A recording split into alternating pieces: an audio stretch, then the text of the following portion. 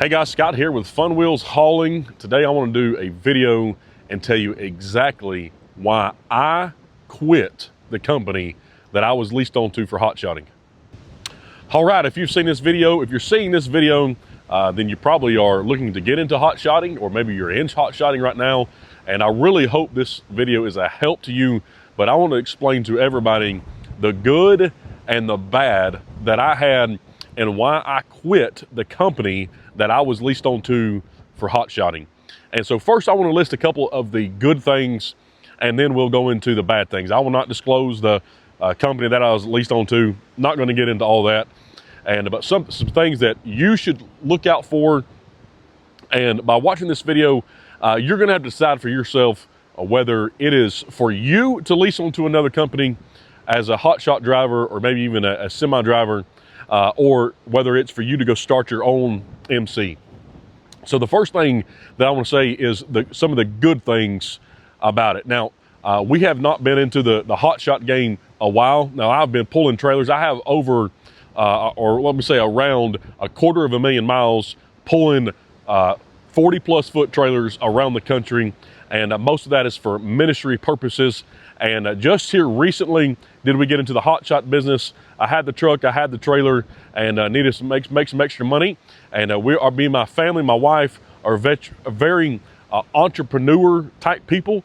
And we have another business, gokartmasters.com. And so I jumped into this, and I leased onto another company. I'd done a ton of research before ever leasing onto a company and getting into the hotshot business, a ton of research. And there's so much information out there about things you need, DOT regulations, what to watch out for, scammers. You could spend a year doing research before you ever jumped into it. And so we done a bunch of research, and I decided that it was for me to lease onto another company. Now, I did so in hopes to, in the long run, have my own MC. And I was thinking 6 months to a year down the road before I got my own MC. I really wanted to get into it first to see if it was something that I really wanted to do before investing the time and the money into our own business. And so when I leased on with the company, didn't know very much about it. Again, done a whole bunch of research, found a company that I was comfortable with leasing onto. Didn't know the gentleman, didn't know his company, didn't know a whole lot about it, but I talked to the man, seemed very honest, and we had a good connection, and so we leased on. And so the good that I had was gaining the experience, not ever driving a commercial vehicle, if you would, not ever filling out BOLs or submitting stuff, not ever talking to brokers, not ever going to shippers and receivers before. Gaining all of that experience before I jumped into it myself. Let me tell you, I was leased on for 2 months before we got our own authority. And can I tell you the amount of experience that I gained in that 2 months of knowledge that just come just from running loads, can I tell you, was very, very valuable. Now, I won't tell you that you have to do that in order for you to get your own authority, but I would highly recommend, if you've never driven hotshot before, that you lease on to someone for at least for a short time, whether it's 6 months or a year or even a couple months before you jump into it yourself, just to get that experience of running loads, of talking to brokers, of talking to shippers and receivers, things to look out for. I learned about double brokers in that time. I learned about shippers and receivers and carriers and different paperwork. Again, me and my family's already very business-minded people, and so the business side of it we wasn't worried about, but just having the other experience, and I felt a whole lot more comfortable when I jumped out into it on my own versus just jumping out to it full force with no experience at all. All right, woo! As you can see, I live in the plains of South Dakota, of the upper Midwest, and the wind is blowing absolutely terrible today. And so trying to get out of the wind as best I can, but that probably ain't gonna happen. And so again, gaining the experience through all that was key, and tremendously helped me out a ton. Now, during that time, about 3 weeks into it, I knew I do not want to be leased on to someone for very long. And so we went ahead, about 3 weeks into it, we went ahead and applied for our own authority, got it 21 days later, and immediately jumped into our own authority. Now, I want to tell you why I didn't continue leasing on and why I went ahead and jumped into our own authority. Again, me and my wife, we are very entrepreneur, have an entrepreneur mindset, if you would, and we are very business-minded people. For us, I knew that being with someone else for a long period of time just wasn't who we are as far as our personality goes. And so if you are not very business-minded, it may be that you just want to jump in a truck and you just want to drive and you don't want to worry about anything else. I would suggest at that point that you continue to lease on to someone. All right, so I want to tell you some of the issues or problems that we faced with our specific leasing company. And I hope this helps you. If you were going to go lease onto a company, I hope this helps you before you do so to get an idea. The number one problem that I had with my leasing company, the company that I leased onto, day one, before we ever set up anything, they wanted to know my VIN on my truck, on my trailer, to get an insurance quote. Now, you'll have to be leased on. When you're leased onto a company, you'll have to use their insurance policy, and you'll pay for that out of your own pocket, but it has to go underneath their insurance if you're using their MC. And so I knew that was the case. We got an insurance quote. It was very cheap compared to the rest of the market, and I knew it would be cheap because of the place that we live in, South Dakota, and I have a really good and clean driving record, and I have cheap insurance in South Dakota. So if you're looking for cheaper insurance, you might want to move to South Dakota. But they said it was going to be X amount of dollars a week coming out of my check in order to pay for the insurance. I said, yay for that, let's go. Before I ever went out on my first load, I sent the owner a message and I said, hey, we supposedly got the insurance set up, and I said, hey, do I need a copy of the insurance policy to keep in my truck? And he responded with, yes. If you get pulled over by DOT, they'll want a copy of that insurance policy. He said, I'll get it to you in the morning. Well, I already had a load booked. I got in the truck. I started driving the next morning. A few days went by, and honestly, I totally forgot about it. Asked them again. Oh yeah, I forgot about it. I'll have somebody send that over to you, email it to you. Well, long story short, after 2 months of working with him, I never got a copy of the insurance policy. I don't know if he actually had insurance on my truck and trailer for a fact. And even multiple conversations, time and time again, hey, I need a COI that has my truck and my trailer in on the insurance policy. Now, about 3 or 4 days before I actually quit the company, I asked him again. I said, hey, and I told him there was a very bad wreck that happened in front of me just a couple hours ago. If I was 10 seconds quicker, I would have literally killed someone because the car ran out in front of someone that was going 65 miles an hour. If I'd have done that with 25,000 pounds behind me, the older couple would have been toast. And so I told him, I said, look, a very bad wreck just happened right in front of me. I need a copy of the COI. He said, no problem. I forgot about it, but I'll go ahead and call my insurance agent and get them to send it over. Well, I'll wait just a little bit, and this may even been the next day. He sent me some copies of he sent me some policy IDs for a certain trucks, like a policy card that you would keep in your truck for your trailer and your truck. And they had several different trucks and trailers on it. I guess it was for several different guys.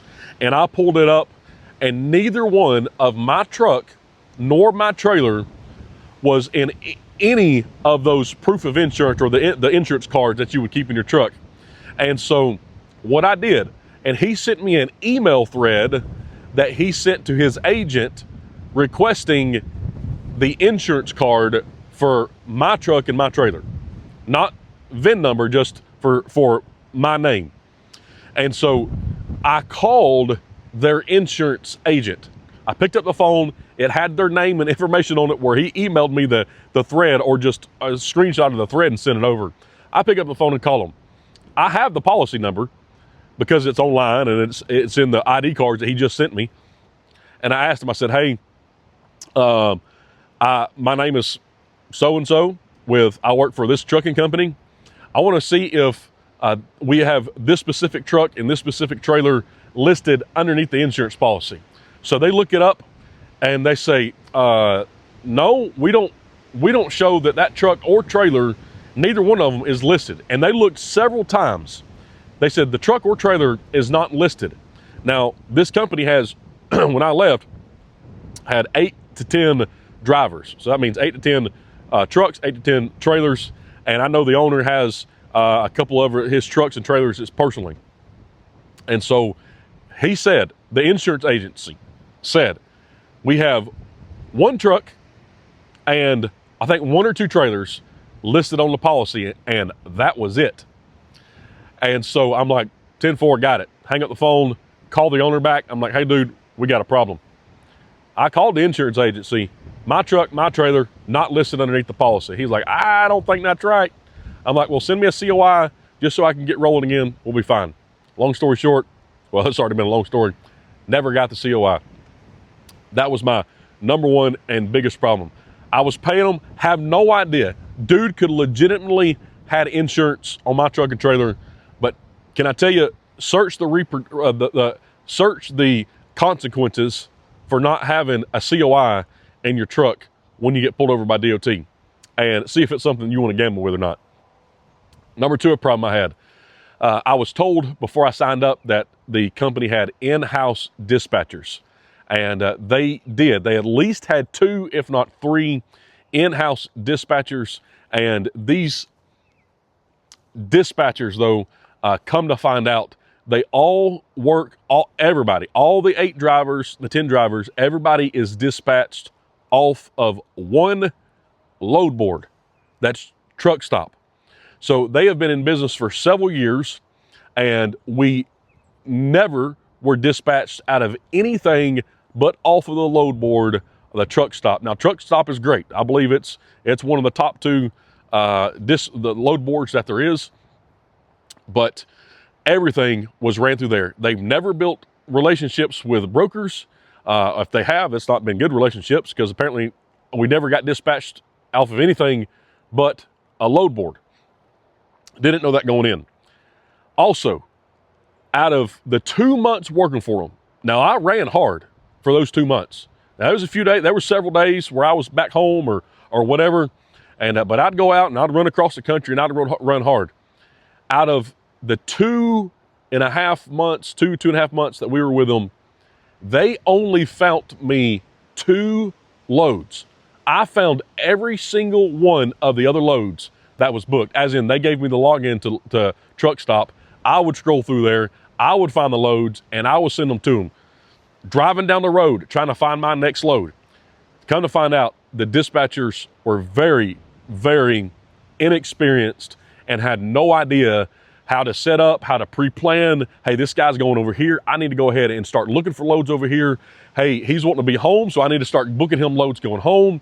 Hey, I need to be up at 6:30 in the morning when these loads start hitting the board. And so this is what happened, no joke. Out of the 2 months, they sent me 2 loads that they found and they booked. I found the rest of them, and I was paying them 20% of the gross. Not after fuel, not after expenses, 20% of the gross before anything else was taken out. I was paying them, but I was finding every single one of the loads. The dispatchers were very, very inexperienced, and it was not their full-time job. I would send them a load, and they would respond and say, hey, I'm at gymnastics. I'll have to get with you later. And if you've been in this, you know those loads go like that. They pop up, you have to call them immediately. Send them a load, hey, I'm at the grocery store. I'll have to do this when I get back home. Or they'll send it to the owner. Hey, owner, can you call these people?